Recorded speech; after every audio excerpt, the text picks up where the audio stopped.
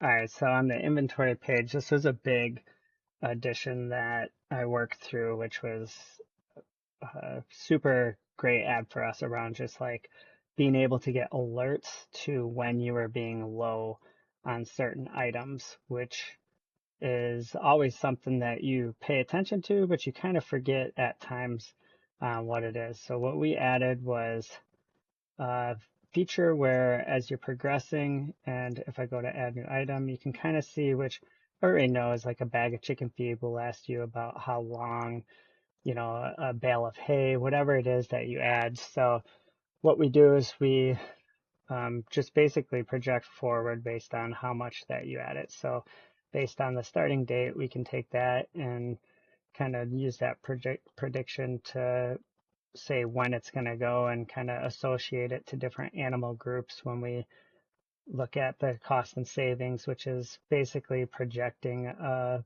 return on whatever it is that you're doing. So like eggs, if it's chicken feed and eggs and making sure you add in the stuff around that to know like what I'm spending on feed and care for the chickens, am I actually getting that back in the eggs that they're producing and I'm not having to buy in the store. So that's a big piece of that.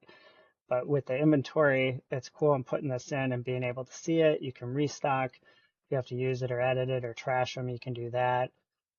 And just being able to see how many days are left. So when you get a low stock alert, which you say like when you want it to alert you, um, you'll get alerted and then you'll know that you got to pick something up.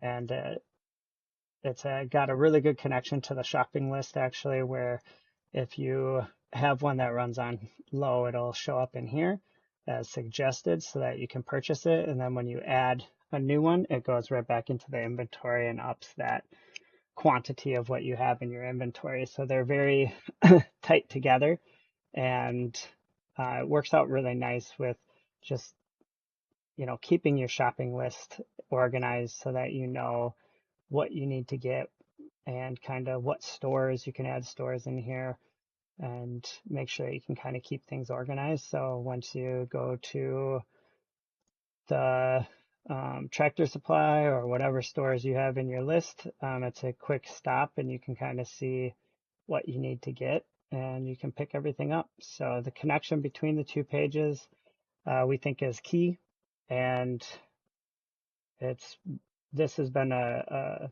wonderful addition to the site and just keeping on top of things, which has been great.